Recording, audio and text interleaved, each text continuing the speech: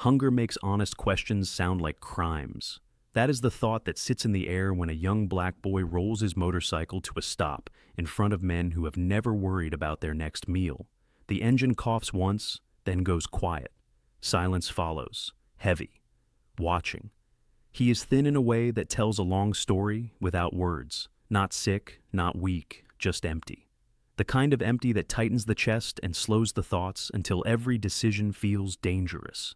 This motorcycle is not a luxury. It is movement. It is work. It is proof that he is trying. The street smells of oil and burned sugar.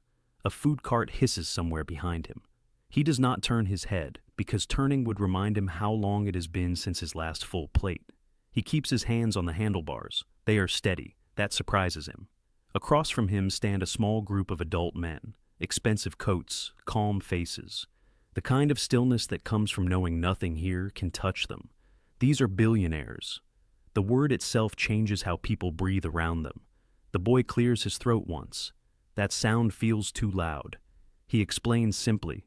He does not beg. He does not perform misery. He says he is hungry. He says the motorcycle is his. He asks if one of them will buy it. The question lands wrong, not offensive, uncomfortable. A few of the men shift their weight. One smiles like he just found something interesting on the ground. Another looks away, already done. One man stays quiet, older, watching the boy like a puzzle instead of a problem. The kind of man who has bought worse things without asking why. His eyes move from the boy's face to the motorcycle, then back. The boy waits. Waiting has become a skill. He knows how long a silence can stretch before it snaps. His stomach twists, sharp and slow at the same time. He thinks of yesterday, then forces himself to stop. Thinking about yesterday never helps. The quiet man finally speaks. His voice is calm, controlled. He asks a question that sounds gentle but is not. He asks why the boy doesn't just ask for money. The boy swallows. Pride flashes, then fades. He answers honestly. Money disappears, a motorcycle works. A motorcycle keeps him standing. That answer changes something. The men look at each other now. Not all of them. Just enough. The quiet man nods. He says he might buy it. Might. The word is light, but it presses down hard. He adds a condition, delivered casually, as if discussing weather. Something small, something unnecessary. The boy feels heat rush to his face. The street feels closer, narrower. He looks at the motorcycle again, paint scratched, engine temperamental, his lifeline. Hunger argues fast, dignity argues slowly. Around them, life keeps moving. Cars pass, someone laughs. Somewhere, food gets served to someone else.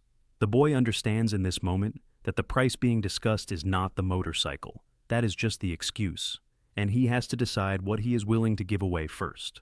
One decision, one silence, one step closer to a line that never stops moving. They laugh like it's a story someone else is telling. Quiet laugh, the sort that slides between the teeth and leaves no sound that belongs to the street.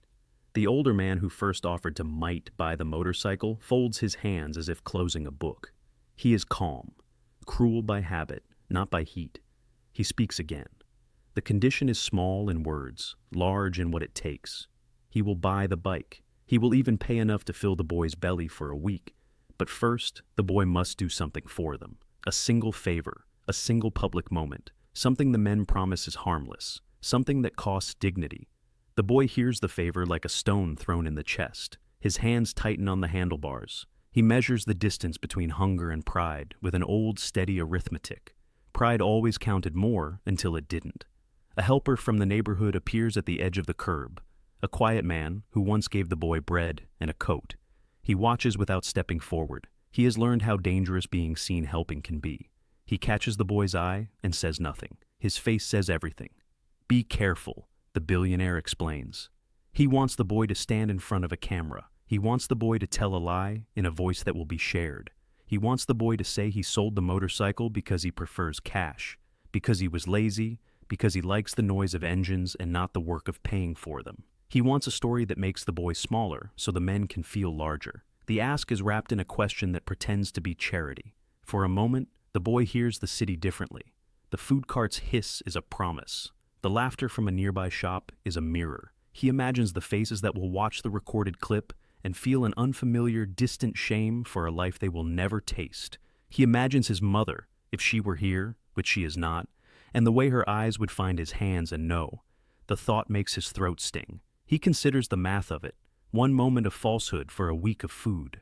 One sentence traded for moments of breathing without a hollow in the stomach. He sees the motorcycle not only as a machine, but as the proof that he tried, that he resisted becoming small. The men wait like a jury that already decided. One of them taps a thumb against the screen of his phone. Money feels tangible in that gesture, simple and mechanical. Another suggests adding a little cruelty to the post. Make it a joke, they say, so people will click. Make him the funny one. Make his dignity a punchline. The boy thinks about his hands on the handlebars. He thinks about how many times he woke earlier than the streetlights to chase a fare. He thinks about the silent math of the market that never asks for his permission. He thinks of the helper's face, of the cart's steam, of the small pleasures that live on the edge of his life. He says nothing at first. Silence becomes a fortress and then a trap. His voice is small when he finally answers. Not a lie, not a confession. Just a question. How long will they keep the bike after the video? The silence from the men tells him what their numbers never needed to. Permanence is part of their plan. The boy is asked to choose in front of strangers.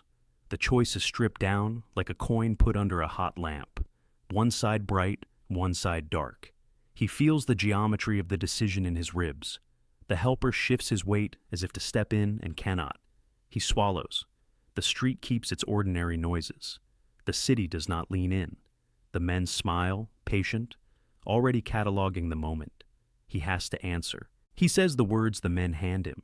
They are small, ordinary words made to sound smaller. He speaks into a camera that hums like an insect. His voice is steady at first, the way people make themselves steady when they teach themselves a lie.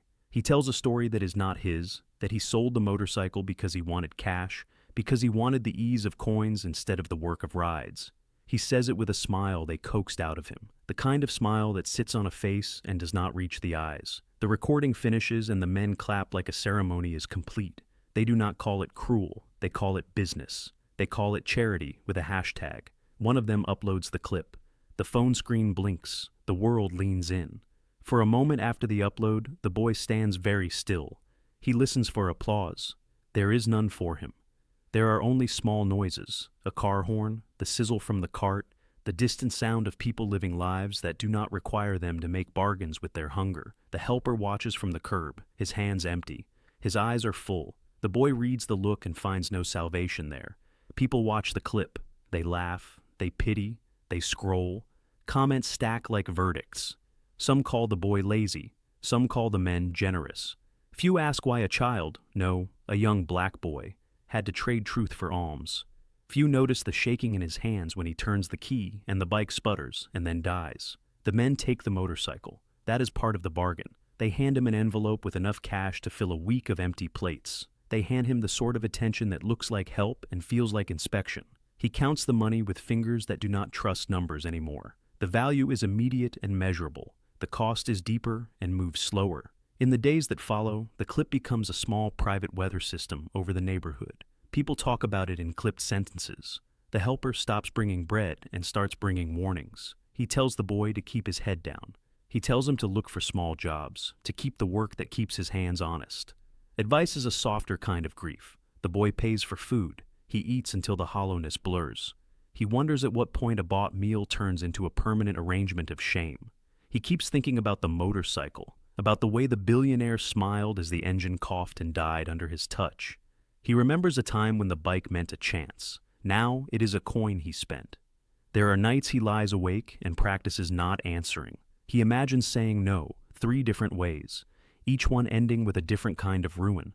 He rehearses the dignity he could have kept and the hunger that would have followed. Sometimes the hunger wins. Sometimes the memory of that day wins in a way that feels like small revenge. The boy remembers who he was before the bargain and holds that memory like a secret treasure. The men return to towers and meetings and to a world that erases the weight of what it took them to feel generous. The neighborhood keeps its ordinary kindnesses. Someone leaves out a plate of rice. An older man tips the boy for sweeping a shop front. These are tiny currencies that do not buy headlines. They buy instead a slow reclamation. A month later, by accident or design, The Billionaires clip is replaced in people's feeds by something else. The moment fades. The boy learns, the hard way, the economy of attention. He has food. He has fewer choices.